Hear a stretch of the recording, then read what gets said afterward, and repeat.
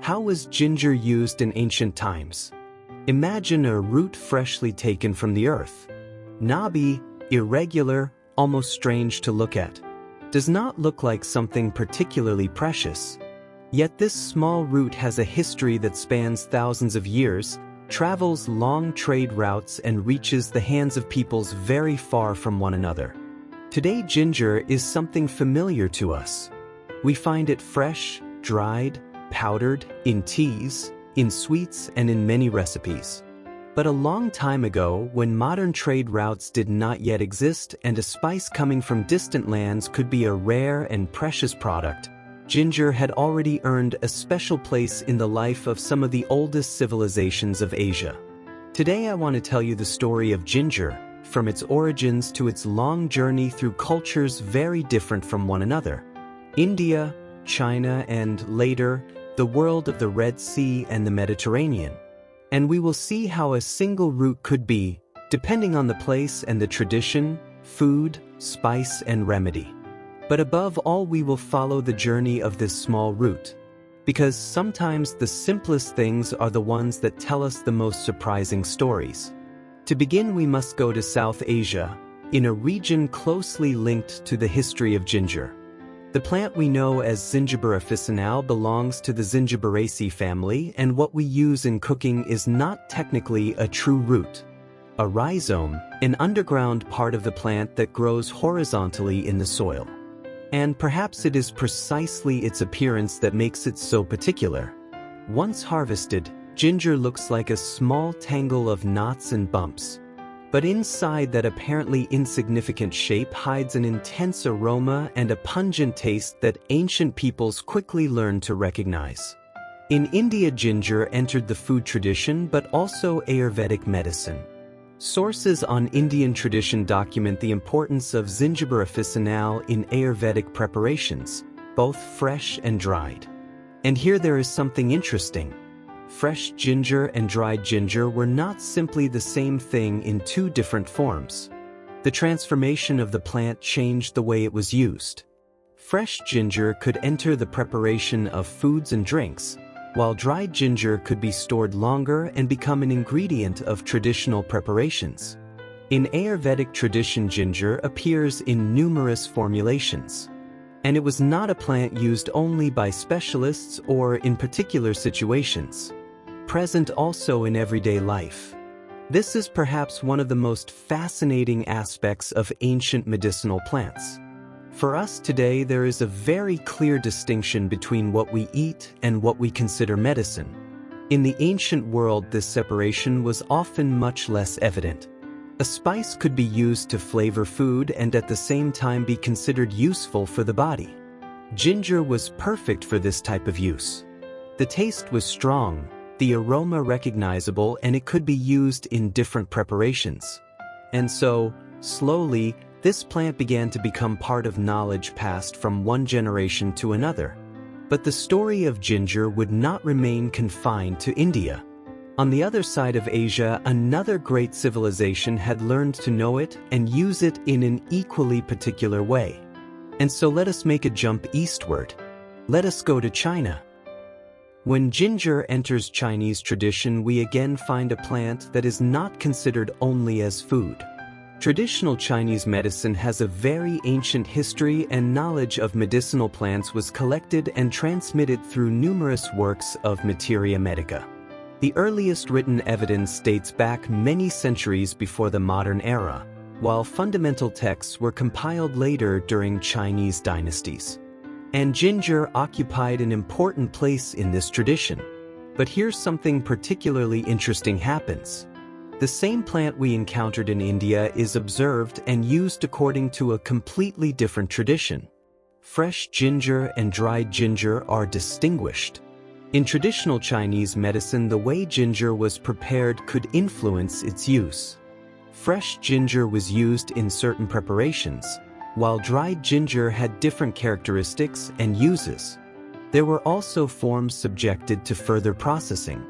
This attention to preparation tells us a lot about how ancient peoples observed plants. They did not simply say, "This plant is useful." They learned to distinguish fresh or dried. how to store it, how to prepare it, with which other substances to combine it. And over time these observations ended up entering increasingly elaborate traditional systems.